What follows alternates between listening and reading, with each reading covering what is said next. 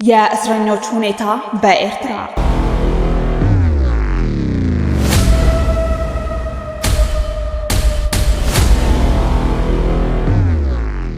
ሰላም ክቡራት ተከታተልቲ ቴሌቪዥን ኤሪሳት ውሽጢ ሃገርና ዘሎ ህዝብና እኩል እዋናዊ ሓበሬታ ምስናቅን ናይ ኤሪሳት ቀጻልነት ንኸነውሕዝ ናይ ኩልና ሃገራዊ ሓላፍነት እዩ። ኤሪሳት ብዘይናትኩም ደገፍ ወትሩ ብሓደጋያ ንኤሪሳት ወርሓዊ ኹም ካልእ ገንዘባዊ ሓገዝ ንምብርካት በዞም ኣብ ታሕቲ ተጠቂሶም ዘለዉ ክትጥቀሙ ትኽእሉ ኢኹም። ንእትገብሩና ገንዘባዊ ሓገዝ ብሽም እቲ ኣፉ ተዓቢሱ ዘሎ ህዝብና ልባዊ ምስጋና ነቕርበልኩም። በኤርትራ በአሁኑ ሰዓት በሺዎች የሚቆጠሩ የፖለቲካ እስረኞች እንዳሉ ይታወቃል። የኢሳያስ አስተዳደር ከነጻነት ማግስት ጀምሮ ዜጎችን በብዛት ማሰር የጀመረ ሲሆን በተለይም በፖለቲካ በእምነትና ጋዜጠኞች በመሆናቸው ምክንያት ብቻ ከ30 ዓመታት በላይ የታሰሩ እንዳሉና እስካሁን ወደ ፍርድ ቤት ቀርበው እንደማያውቁም ይነገራል። የኤርትራ ዜጎች በመቃወማቸው ከብሔራዊ አገልግሎት ግዳጅ በማምለጥ ወይም በመተቸታቸው ብቻ በዘፈቀደ እስር ይጠብቃቸዋል።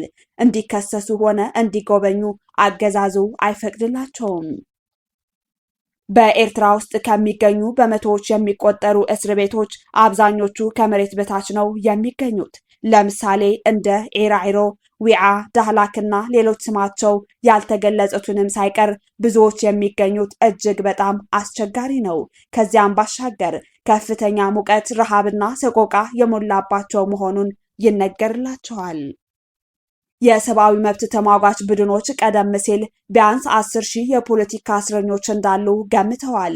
ነገር ግን ቁጥሩ ከዚህ በላይ ሊሆን ይችላል። ብዙዎቹ በህመም፣ በድብደባ ወይም ራስን በማጥፋት ህይወታቸው ያልፋል።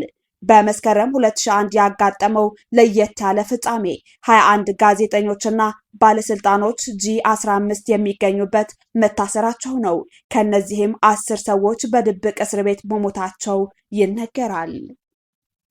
በቅርቡ ታህሳስ 5 ቀን 2025 የብስክሌት ተወዳዳሪ የነበረው ዘርአጋብር ገብረ ህይወት የሚገኝበት ቡድን ከ18 ዓመት ያለ የፍርድ ሂደት ከባድ የእስር ቆይታ በኋላ መፈታታቸው ተገልጿል።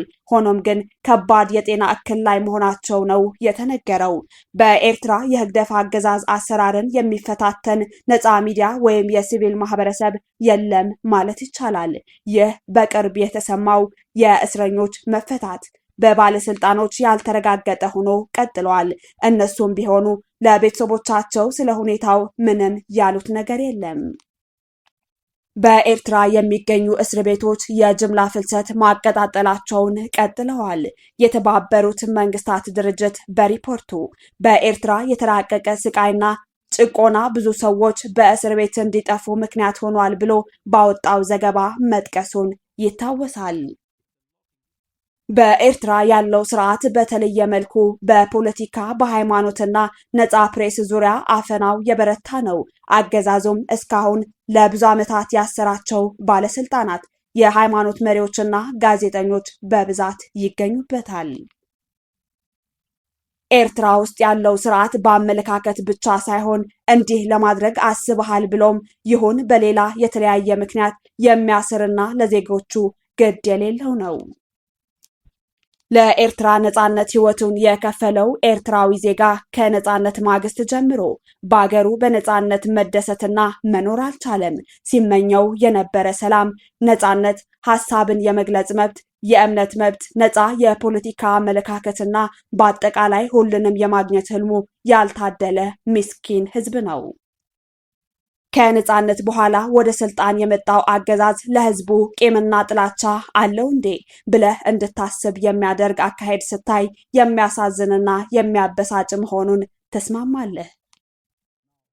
ይህ የሆነበት ምክንያት የአገዛዙ አምባገነናዊ ባህሪ እየባሰ በመምጣቱና ዜጎች የሚታሰሩባቸው እስር ቤቶች ቁጥርም እየጨመረ ምንም አይነት ለውጥ ሳይታይ ከ30 ዓመታት በላይ መቆጠሩ ነው። ኤርትራ ብዙ ምሁራንን፣ የሃይማኖት መሪዎችን፣ ጸሐፊዎች፣ ደራሲዎች፣ ፖለቲከኞች ብታፈራ በአስተዳደር ብልሹነት ምክንያት በተፈጠረው ጭቆና ምክንያት ብዙዎች ታስረዋል፣ አንዳንዶቹ ተገድለዋል እና እድለኞችም ለስደት ተዳርገዋል። ነገር ግን ይህ የአሁኑ አገዛዝ ቀስ በቀስ እያስወገዳቸው እያባረራቸውና እያሰራቸው ነው የመጣው። በዚህም ምክንያት ኤርትራ አሁን ጥቂት የስርዓቱ ደጋፊዎች የሚፈነጩባትና አብዛኛው ሕዝብ በፍርሃት የሚኖርባት ሀገር ሆናለች። ለመኖር የምታጓጓ የሚመች የአየር ጸባይ፣ ንቁ እንዲሁም የስራ ባህል ያለው ሕዝብ ያላት ኤርትራ ሕዝቧ ከሀገር ወጥቶ ለተለያየ የችግር ሰለባ መሆን ከጀመረ ረጅም ዓመታት አስቆጥሯል። ያ ሀገር ውስጥ ሆኖ ከስርዓቱ ሐሳብ ውጪ እሆናለሁ የሚል ደግሞ ያለምንም ምክንያትና ወንጀል ለዓመታት ለእስር ይዳረጋል።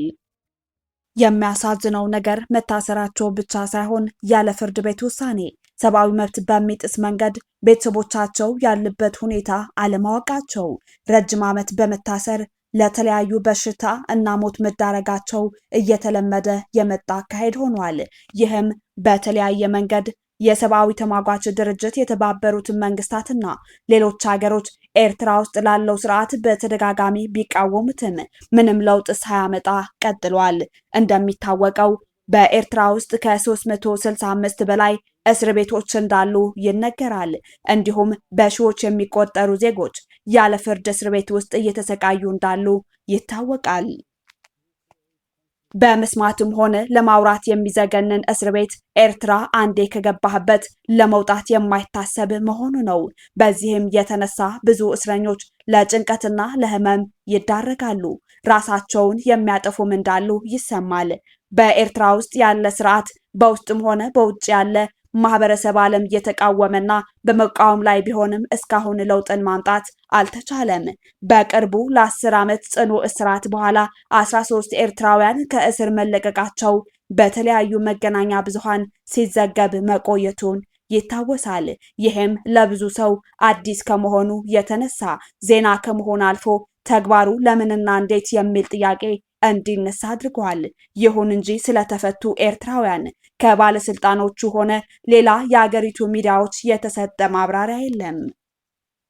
እነዚህ እስረኞች 18 ዓመት በእስር የቆዩበት ጊዜ በቤተሰቦቻቸው ሆነ በሌላ ወዳጆቻቸው ምንም የመጠየቅ መብት እንዳልነበራቸው ነው የተገኘው መረጃ የሚያመላክተው። ይህ ደግሞ የኢሳያስ ስርዓት በዜጎቹ ላይ ምን አይነት ንቀትና ኃላፊነት የጎደለው ተግባር እንደሚፈጽም የሚያሳይ መሆኑ ነው። እነዚህ እንደ ምሳሌ ተወሰዱ እንጂ በኤርትራ በሺዎች የሚቆጠሩ የፖለቲካ እስረኞች አሁንም በእስር ላይ ናቸው። አሁንም በተለያዩ እስር ቤቶች ውስጥ ያሉ እስረኞች ወደ ቤተሰቦቻቸውና ዘመዶቻቸው በሰላም እንዲመለሱ እንመኛለን። ይህንንም ድርጊት ቀላል አድርጎ የሚመለከተው አገዛዝ አጥብቀን መታገል እንዳለብን እንረዳለን።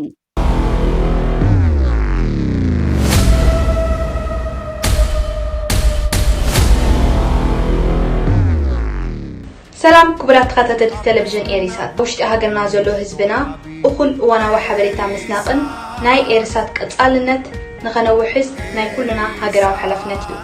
ኤሪሳት ብዘይናትኩም ደገፍ ወትሩ ብሓደጋ እያ። ንኤሪሳት ወርሓዊ ኹን ካልእ ገንዘባዊ ሓገዝ ንምብርካት በዞም ኣብ ታሕቲ ተጠቂሶም ዘለዉ ክትጥቀሙ ትኽእሉ ኢኹም። ንእትገብሩና ገንዘባዊ ሓገዝ ብሽም እቲ ኣፉ ተዓቢሱ ዘሎ ህዝብና ልባዊ ምስጋና ንቕርበልኩም።